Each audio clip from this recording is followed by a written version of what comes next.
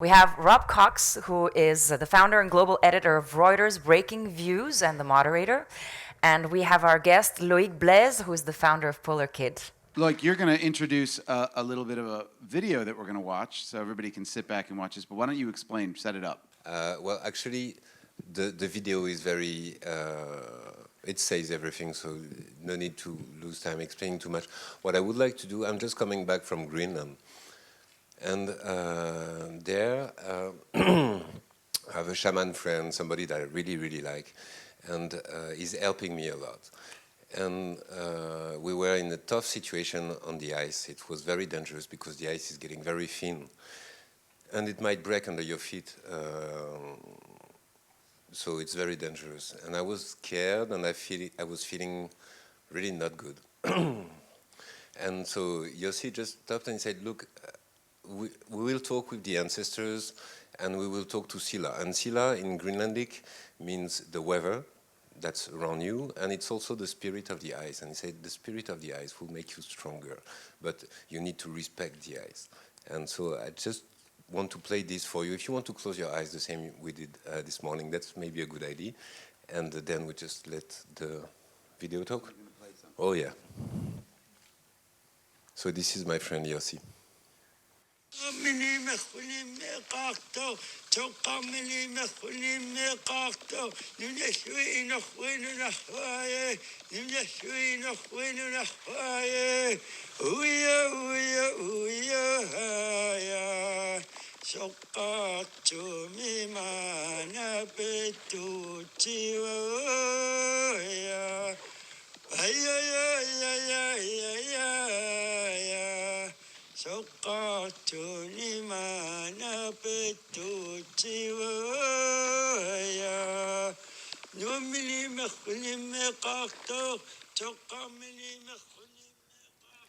So this was Yossi, and thank you for taking time to hear these voices that come from a very remote place. And these people, my friend Yossi, is more worried about what will happen to us than what's happening to them in Greenland right now, because they know about how to adapt, and we don't. There are a lot of things that you want to get done. You're a man in a hurry for some very obvious reasons, and I think that's what that comes through when we spoke last night.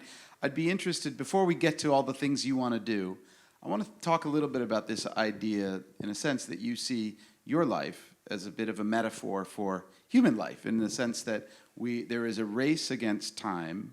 You, on a personal level, because of multiple sclerosis, you face this challenge.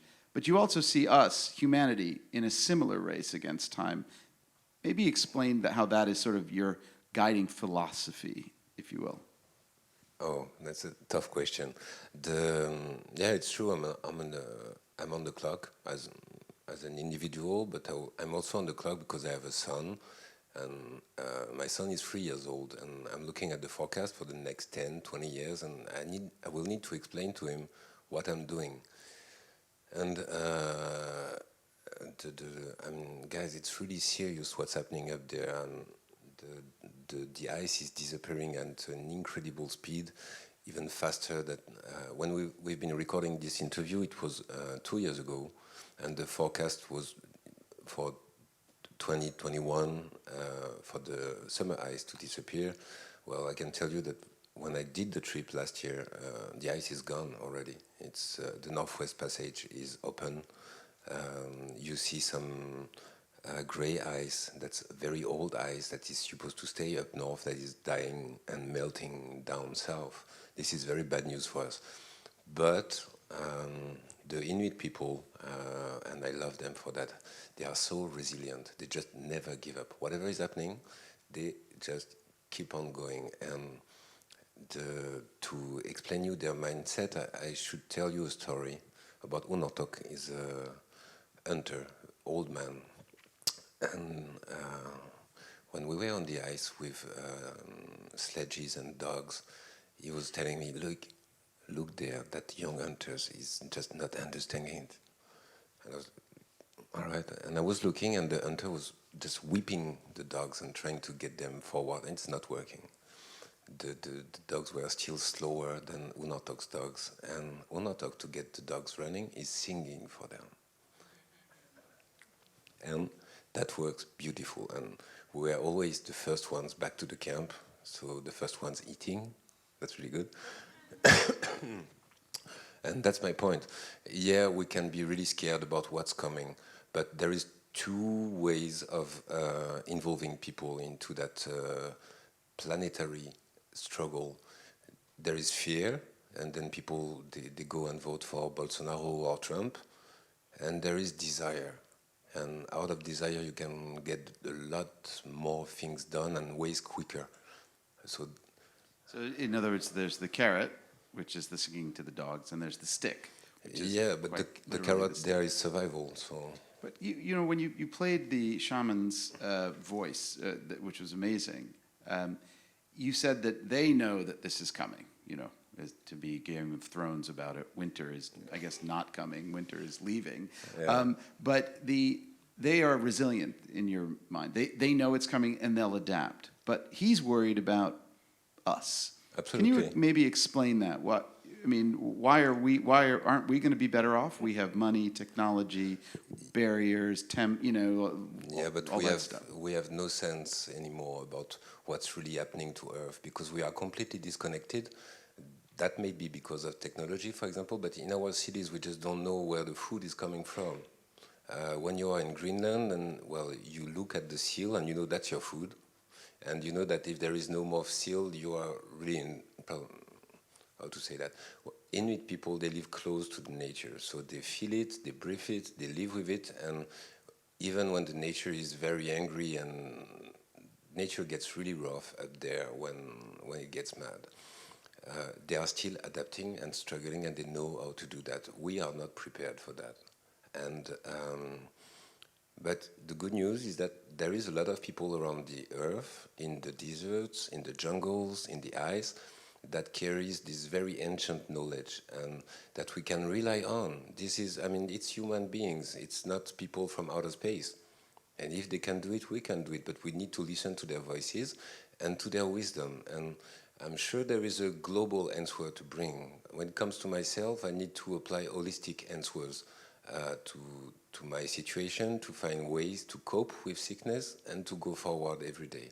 Well, for environment, it's exactly the same. Sure, we do need technology, and we have everything we need to make the world not a better place. That's Habitable. Yeah, thank you. And on the other hand, we need the knowledge of the root people. Right. So can I just quick go to your story? Okay, we saw it there, but let's understand. So in 2012, you were a pilot, and you realized. I mean, how did you know that you were suffering from this illness?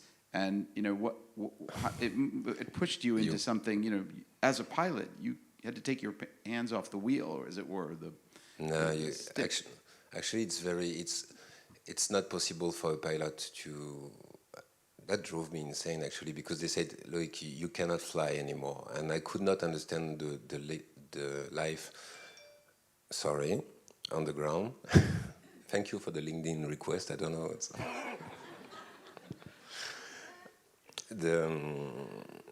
So yeah, it was really difficult for me to adapt. And at the beginning, I was very angry and I was kicking, and like a kid, but that you need to force doing something. My kid goes. Well, it's my son. But so I was kicking, very angry, and actually I lost it for a couple of years. And then I reminded myself that I was a pilot. And in a plane, when you start losing it, that's when the accident happens. And so you cannot drop the stick. If you do that, you die.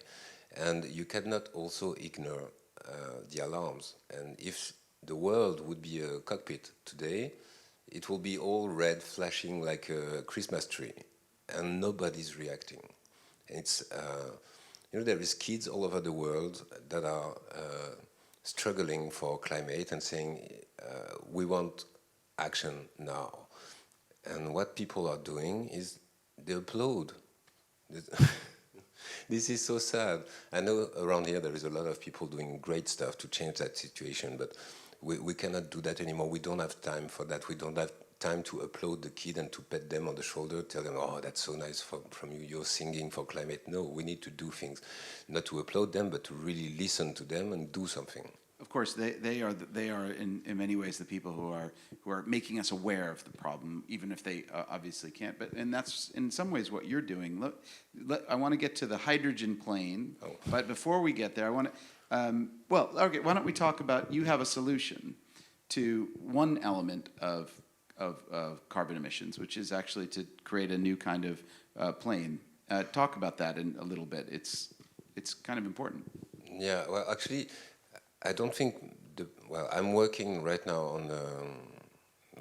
Let's make the story short. When I did that tour last year, it was a big win for me because I've been able to fly through a path no pilot ever tried, even before me. And I'm sorry, I just really should silence that. That's Don't worry about it. okay. And so I did it, and when I arrived in Russia, and I went down my pub. Come on. Just turn it on. Yeah. Just a second. I think people are tweeting you here. That's it looks like. And, I'm very bad on Twitter actually, and how is that working? Okay, I hope it. There you go. Just shut up, man. And all right. So when I finished that trip, that was 2 months really of struggles, 25,000 kilometers with being scared, exhausted, and very difficult trip. And then I landed, and I felt like, yeah, I did it. And so I delivered what I said to the people, to other people that are carrying the same sickness as I do, or to kids. I said, look, I did it. And the kids, they loved it, and they loved the experience. And as I'm not cheating with them, they really, I did not lie to them. When I was scared, I told them I'm scared. When I felt lazy, I told them I feel lazy. I just want to rest now and not to fly. And so these kids, they looked at me and they say, wow, this guy is, okay, he's sick the same way that I am, but he's lazy. Sometimes he's a bit of a coward. And they felt like, wow, if he can do it, I can do it.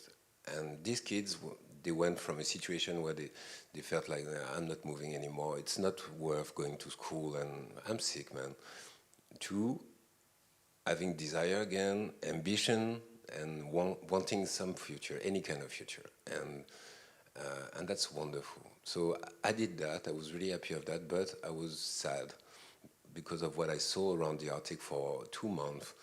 Everywhere the same scenario. The houses are falling down because the permafrost is melting. People are scared. And, I mean, in North Canada, near the Arctic Ocean in Inuvik, it was 37 degrees at the end of July, 37, same weather than in Spain. And that's what's happening now. So I felt like, wow, you showed it, but what you're doing about it? And so my first move was to say, I stop. I just don't fly that plane anymore. This is a fossil fuel powered plane, and I cannot do that anymore because it makes no sense. And I need to be. You want to reduce your carbon footprint, not be adding to the and plus, emissions. when you request attention from the kids, you need to be exemplary. You don't need to have to be exemplary for yourself, but for, I mean, you know. For that. So you came up with this idea to create an emissions neutral or emissions zero. Yeah. So I was feeling like, oh God, 7 years ago, somebody told you cannot fly anymore, and you found a way to fly again. And I thought, okay, I need to find a new solution. Batteries are no solutions for the Arctic because it's cold weather, and cold with batteries equals 3 minutes of flight, and then you're done. And so I've been looking around, and I discovered hydrogen and fuel cells, and I felt like, wow, there is something wonderful there. This is an energy you can produce out of solar panels, windmills, and water. And water, obviously, and then you have hydrogen, you use it, you have power again, and then you have water again, and then you have sun because... Right. So that's just a never-ending story. That's a limitless energy. So where are you with the development of this this plane? Oh, Where we are ready. I mean, we are ready. No, we are not. The, the test bench Yeah. is working. That's perfect. We are lacking, of course, as usual, financing, but we will find it. And so what I'm trying to do now, the agenda for the next 2 years, we are trying to finish the first prototype. And the first move with that plane will be to go to our friends in England, because they are getting a bit far away from Europe now, so I want to get them back in. So we will fly across the channel with that hydrogen plane and then go around all the capitals of Europe. It's just symbolic, but it's very important we are facing a global threat, so we need a global answer, and we need people to work together. And if Europe is imploding, that will not work out for us. So that will be the first move, and then I mean, you've got to bring the whole world into it. So what's the next step? And then Assuming you can get this thing off the ground and you don't blow it up somewhere over Berlin. No, it's not. It's not blowing. Hydrogen has a bad reputation because of what the Germans did in the 20s with the Hindenburg. But hydrogen is quite safe. It's not more dangerous than fuel. Actually, less. And less secondary effects. Yeah. Right. But So you're going to take it across the Atlantic, right? What's the idea? Well, the program is called Earth 2. What I want to do is to promote this energy over the world. So we will be flying on the 5 continents for 5 years, and with 5 different environmental themes. You say that? Sure. Yeah, and what we'll do is we will fly from places where people really are in danger. For example, the Arctic on the first year, and reach the major capitals of the world. So we'll start in the Arctic, then go to Ottawa, New York City, and then we will visit some Native Americans, then go south, meet people in Amazonia. And so what I want to do is to link root people with main capitals of the world, so we can work on 2 angles. The first one is technological, and hydrogen is a great answer, and batteries are not. For the future, and at the same time carry the voices of people that can really help us out now. So, and what I want is to favor international cooperation on the 5 continents, and humanity doesn't know each other, and when you don't know something, you're scared of it, and I want to overcome that thing and to have people uniting around an idea. A plane is just a tool. It's kind of useless. We can produce 20 hydrogen planes tomorrow. This will not save us from what's coming. What will really save us is we need a human to be disruptive on the humankind. Right. That might sound awkward. I'm sorry for that. I need to find a better word. We can workshop that. But here. So Thank before we close, how are you going to fund this? How are you going to finance it? What are you looking to do? I mean, I'll give you a little bit of a pitch here. Like, what are you? This can't be an easy and cheap initiative on your part. It's not that expensive. To cross the channel in 2021, we need $1.5 million. So that's kind of okay, I think, for a global European advertising campaign. Sure. And for the next 5 years, we will need. I'm just talking about the technical aspect. We need about 4 million. We already have a deal with publishers and production companies for to broadcast it or create television around it. And so there will be some coverage linked with that mission. But right now, what I need to do is to finance that plane, and that plane will just be a symbol. It's not a solution; it's a symbol, and it's very important, because that's what, the stories we are writing today will be the stories our kids, and hopefully, if we do a good job, grandkids will rely on. Myself, when I was in trouble with that disease, I've been able to overcome it because I remembered of my childhood and of stories I was reading as a kid. And I thought, all right, you need energy. And when you were a kid, you were reading that book and you had a lot of energy. So just rely on that. And when things get bad, we need to focus on our heroes and the story that moved us when we were children. And so we need to do that now, because right now what the kids are seeing is just awful. We should be all ashamed about what we are doing to the world. Well, your story will be very interesting for people to watch.